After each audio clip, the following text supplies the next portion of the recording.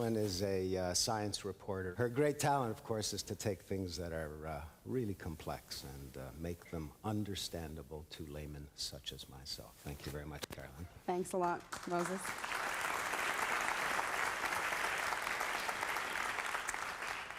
Well, good morning. I think the first thing I wanted to say is that I think I'm pretty fortunate because I have this amazing job, which you probably all caught a glimpse of during the first session of the first day when we heard from, astonishingly bright people who are pushing the boundaries of science. And I get to speak to these people and go into their labs and see their worlds close up on a regular basis, and it is never, never boring.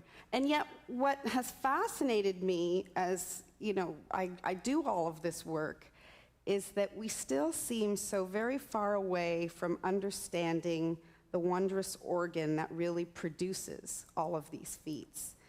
That despite all of our progress in all these other frontiers, and it's not for lack of trying and these amazing tools and great enthusiasm, the brain is still such an incredible mystery. And by that, I guess one of the first things that come to mind is I always wonder, we sort of understand the chemistry, the electrical sparks and soups that sort of bathe the brain and make it work. But do we really understand how that translates into the birth of a thought? And bear with me, I know it's early in the morning and kind of out there, but it's an IdeaCity place, right? Is that brain is really like other. That there are so many things that happen that we do on a daily basis over which we have quite little control. That the idea of free will, I think, really is something that's debatable to some extent. I mean, if you consider just on a daily basis, the things, the behaviors, eating is something. The idea that what we eat is a craving that I think is really wholly dictated by brain as other, this unconscious sense, like why we crave those carbs and those sugars. I think what's really happening there is, obviously the unconscious part of your brain is saying, I really need you to boost your serotonin levels, like now. And, boosting your insulin levels, which you do by eating carbs, obviously can help bring serotonin levels up really quite quickly. And this isn't just because the brain is interested, I think, this is my theory, that is interested in improving your mood so much. But there's also this really interesting evidence that suggests this is necessary for survival. Like, in the prison populations that have been studied in the United States predominantly, there's this incredible, well-recognized phenomenon of low cholesterol levels. People who are depressed, antisocial, also tend to have low cholesterol levels. People who are, the men who have the lowest cholesterol levels, the bottom quarter, are 4 times more likely to commit suicide. It links what we eat to how we behave in such an interesting and yet indirect way that it makes you wonder, exactly what is at play between what we're choosing for ourselves. I think the common theme here is that either by food or by these, obviously less constructive behaviors, we are always constantly medicating ourselves. And that's what's happening. It's just this great big chemical bath.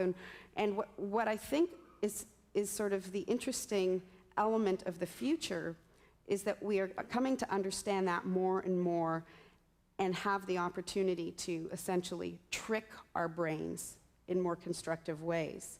We do it now with, the wine and the martini and so on and things like that. But what about, and we have, prescription drugs, obviously, the SSRIs and Prozac generation and everything else. But what about the idea of taking that further? I mean, right now they understand quite well at least a dozen of the chemicals that make our brains function well and what kinds of balance we need to have between them.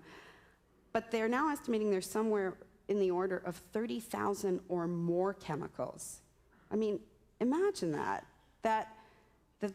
this interplay of chemistry and behavior is so fine, and the possibilities so endless that keep these 20 billion neurons, buzzing around in our brain. It's like there is, I think, this sense of these are the things we need to do to keep our chemistry in balance. I mean, when they first discovered receptors, it was really interesting because I looked back at some of the literature that was being discussed in the 60s and the 70s, and one of the Swedish scientists who was obviously, really involved in this noted that maybe this explained the concept of human achievement.